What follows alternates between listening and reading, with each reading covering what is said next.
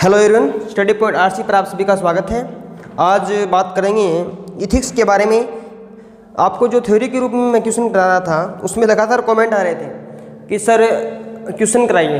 हालांकि मैं आपको थ्योरी कर रहा था, थ्योरी के माध्यम से आप यदि आपको थ्योरी याद है तो आप किसी भी क्वेश्चन को आराम से कर सकते हो, चाहे वो किसी भी सब्जेक्ट का हो। थ्योरी है वो मूल रूप से आपको बहुत लाभ पहुँचाती है कि आप किसी भी क्वेश्चन को सॉल्व करें। परंतु मैं थ्योरी करा रहा था फिर भी आपको लग रहा था कि क्वेश्चन कराइए, चलो क्वेश्चन ही करा देते हैं। फिर जो पीछे थ्योरी कराई है वो लगभग मैंने 10-15 क्वेश्चन वो थ्योरी के माध्यम से कराए हैं। कोशिश ये करेंगे यदि क्लासें शेष में पर आपको मिलती रही और लगभग 7 तारीख तक यदि आपको एथिक्स का सिलेबस हो जाए 7 तारीख तक, तो फिर हो सकता है कि दोबारा वो चीज़ें जो थ्योरी के माध्यम से कराई है वो क्वेश्चनों के माध्यम से करें। नहीं तो आपको थ्योरी के माध्यम से चीज़ें समझनी पड़ेगी जो पीछे क्लासें हैं। अब ये क्वेश्चनों के माध्यम से है। हालांकि चीज़ें समझनी है, समझने के बाद कोई भी क्वेश्चन सॉल्व कर सकते हो आप। अब आज तो 4 मार्च हो गई, थोड़ा सा आपको बता शेड्यूल के बारे में बताता हूँ आपको। 4 मार्च हो गई, 4 अप्रैल हो गई, 4 अप्रैल, ठीक है। लगभग 4 दिनों का मैटर और रहता है एथिक्स का। 8 अप्रैल तक एथिक्स कंप्लीट होगी। उसके बाद में शुरू की जाएगी ज्योग्राफी। 10 दिनों का मैटर ज्योग्राफी का रहता है, 10 दिनों का मैटर पॉलिटी का रहता है। 8 के बाद में 10 दिनों का 18 अप्रैल तक, 10 दिनों का 28 अप्रैल तक। इसका मतलब 2 दिनों के बीच में गैप क्लास का आ जाता है। तो 30 अप्रैल का होगा पेपर है। उससे पहले आपका सिलेबस हो रहा नहीं हो रहा, क्या रह जाएगा? कल्चर रह जाएगी और स्टैटिक रह जाएगा, ठीक है। अब सुनो, ये कहाँ से करना है? ये भी कराया जाएगा स्टैटिक और कल्चर। कब कराया जाएगा, कहाँ पर कराया जाएगा, किस प्रकार से प्रोवाइड कराएंगे, ये बात सुनिए आप। स्टैटिक रहेगा और कल्चर रहेगी, इतना ही रहेगा। कल्चर की बात करें, कल्चर की मैराथन क्लास है जो पीए वालों के लिए मैंने डाली थी। पीए के लिए पीछे जो पेपर था पीए का 12 मार्च को, उसके लिए मैंने डाली थी पीए के लिए कल्चर की मैराथन। या तो उस मैराथन को देख लीजिए, ठीक है। पूरी की पूरी इसमें कंप्लीट है कल्चर इंडिया की, जो आपके पेपर में आती है वो सारा का सारा कराया हुआ है कल्चर का, ठीक है। इस कल्चर, ये कल्चर है, इसकी जो प्लेलिस्ट बना करके इसकी एक क्लास ये हो जाएगी मैराथन। इसके साथ में 4-5 क्लासें, लगभग 7-8 क्लासें हो रहे हैं जो थ्योरी के रूप में है, वो क्लासें और ये कल्चर की मैराथन, इसकी एक प्ले लिस्ट बना दी जाएगी। वो प्ले लिस्ट आपके टेलीग्राम चैनल पर, व्हाट्सएप ग्रुप पर सभी जगह प्रोवाइड करा देंगे। साथ में प्रत्येक वीडियो के नीचे इसका लिंक दे देंगे, ठीक है। और एक अलग से प्ले लिस्ट बना देंगे कल्चर की। अपने ऐप, अपना जो चैनल है उसको पर प्ले लिस्ट में आपको मिलेगा कल्चर प्ले लिस्ट, ठीक है। वो तो वहाँ से कवर हो जाएगा। अब सुनो, रह जाएगा स्टैटिक। स्टैटिक पोर्शन कहाँ से करें सर? स्टैटिक पोर्शन के बताता हूँ आपको मैं कहाँ से करना है। स्टैटिक पोर्शन करेंगे। मैंने 50 क्लासें डाली हुई है, 50 क्लास ऑलरेडी मैं 50 क्लास थ्योरी की डाल चुका हूँ।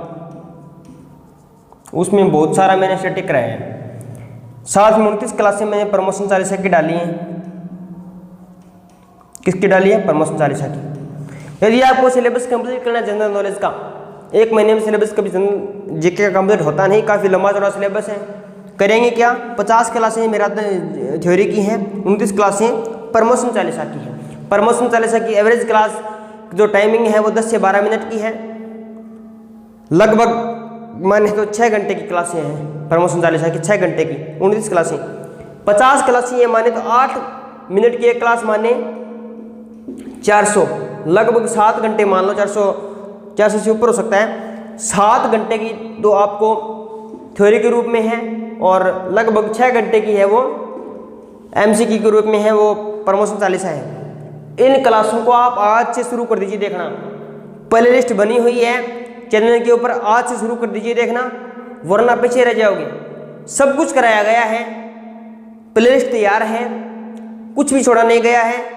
आपको चीज़ें देखनी है तब आपका सिलेबस कंप्लीट होगा जीके का। जीके का सिलेबस काफ़ी लंबा चौड़ा है, फिर आप ये मत कहना कि ये रह गया ये रह गया, क्योंकि टाइमिंग कम है, सिलेबस का जो पोर्शन अपना ज़्यादा है, ठीक है।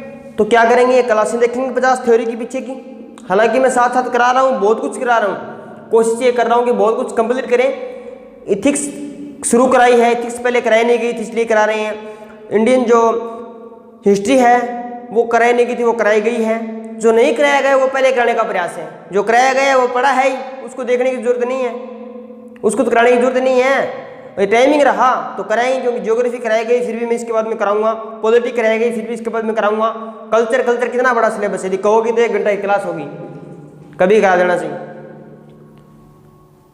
स्टैटिक की सारी क्लासें देखनी पड़ेगी। आज से पीछे की क्लासें लगानी शुरू कर दीजिए, लगभग 2-3 क्लासें हर रोज लगाइए। 2 दिन का मतलब है इस क्लास के समेत, इस क्लास सहित आपको आधी घंटा देना है जीके के लिए। यूट्यूब के ऊपर आधी घंटा देना पड़ेगा, तब आपका सिलेक्शन होगा, तब आपका प्रमोशन होगा।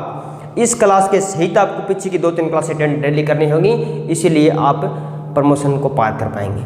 इसलिए पीछे की क्लासें देखिए हर रोज, साथ में ये क्लासें देखिए, नोट्स पढ़िए, ई बुक में जो कमियां हैं मेरे को व्हाट्सएप मैसेज कीजिए कि सर ये गलत है इसमें, कि ये जो भी चीज़ें आपका सोल्यूशन किया जाएगा। ठीक है, तो चलो बात कर लेते हैं क्वेश्चनों की, काफ़ी टाइम हो गया, इसी के बारे में आपको मैं सूचना दे रहा था। देखो पहला क्वेश्चन, एक व्यक्तिगत विशेषता है जो डिग्री मापती है जिस हद तक लोग मानते हैं वे अपने भाग्य को नियंत्रित करते हैं। इसका उत्तर क्या आएगा? नियंत्रण का ठिकाना संस्कृति। नियंत्रित करने की बात आएगी तो नियंत्रण का ठिकाना आएगा। इस प्रकार का क्वेश्चन आ जाए, एक खालिस्तान एक व्यक्तिगत विशेषता है जो डिग्री मापती है जिस हद तक लोग मानते हैं वे अपने भाग्य को नियंत्रित करते हैं। लोग मानते हैं, लोग क्या मानते हैं? नियंत्रण का ठिकाना मानते हैं। इसका उत्तर हो जाएगा, क्वेश्चन सेम आएंगे, ऑप्शन अलग हो सकते हैं, ऑप्शन में एक ही ऑप्शन आपको पक्का मिलेगा, नियंत्रण का ठिकाना, ये उत्तर हो जाएगा। दूसरा, नैतिक मुद्दों में शामिल नहीं है। मैंने आपको थ्योरी कराई, थ्योरी में बताया कि नैतिक मुद्दों में कौन कौन शामिल है। व्यवस्थित मुद्दे शामिल हैं, बिल्कुल, कॉर्पोरेट मुद्दे, व्यक्तिगत मुद्दे, संचार मुद्दे शामिल नहीं हैं। व्यवस्थित सूटेबल, कॉर्पोरेट व्यक्तिगत इंडिविजुअल, संचार कम्युनिकेशन मुद्दे हैं वो शामिल नहीं। इसका उत्तर डी हो जाएगा। तो नैतिक मुद्दों में कौन शामिल नहीं है? संचार मुद्दे शामिल नहीं है, व्यक्तिगत शामिल है, कॉर्पोरेट शामिल है और व्यवस्थित शामिल है। नैतिकता शिक्षा सिद्धांत और मूल्य है। नैतिकता किसका सिद्धांत और नैतिकता नैतिक सिद्धांत और मूल्य है, किसका है? एक व्यक्ति के कार्यों को नियंत्रित करेगी। नैतिकता क्या करेगी? कार्य को नियंत्रित करेगी। गलत कर रहा है, गलत को नियंत्रित करेगी, उसको अच्छाई का रास्ता दिखाएगी। सही क्या है, गलत क्या है, उसमें फर्क कौन पैदा करेगी? नैतिकता पैदा करेगी। मैंने आपको भली भांति समझाया है। तो नैतिकता नैतिक सिद्धांत और मूल्य है जो एक व्यक्ति के कार्य को नियंत्रित करती है, कंट्रोल करती है। विपणन संचार की बात करें तो इसमें सच्चाई का उदाहरण क्या है? विपणन संचार की बात आ जाएगी तो विपणन उत्तर होगा। विपणन संचार में सच्चाई का उदाहरण क्या है? नीति, व्यापार नैतिकता और विपणन नैतिकता। बताओ क्या आएगा? नीति, व्यापार नैतिकता। अब इसमें संचार के पूछे, विपणन संचार में शामिल उदाहरण कौन सा है, तो इसका हो जाएगा विपणन नैतिकता। विपणन में क्या करेंगे? विपणन में तो मार्केटिंग है। विपणन का मतलब क्या होता है? मार्केटिंग। तो मार्केटिंग इथिक्स होगी, वो क्या होगी? मार्केटिंग कम्युनिकेशन में क्या होगी? सच्चाई की बात करेगी। तो मार्केटिंग कम्युनिकेशन में सच्चाई का उदाहरण क्या है? तो मार्केटिंग इथिक्स है वो, मार्केटिंग कम्युनिकेशन में सच्चाई का उदाहरण है। आगे, प्रक्रिया की निष्पक्षता। निष्पक्षता मतलब निष्पक्ष रूप से किसी का पक्ष नहीं करना को किसमें वर्गीकृत किया गया है? तो प्रक्रियात्मक न्याय। प्रक्रियात्मक मतलब प्रोसीडरल, प्रोसेस के रूप में, प्रोसीडरल जस्टिस। प्रक्रियात्मक न्याय क्या है? प्रक्रिया की निष्पक्षता। किसी भी प्रक्रिया को निष्पक्षता बिना किसी का पक्षपात किए उसको न्याय देना क्या हो जाएगा? प्रक्रियात्मक न्याय हो जाएगा, प्रोसीडरल जस्टिस हो जाएगा।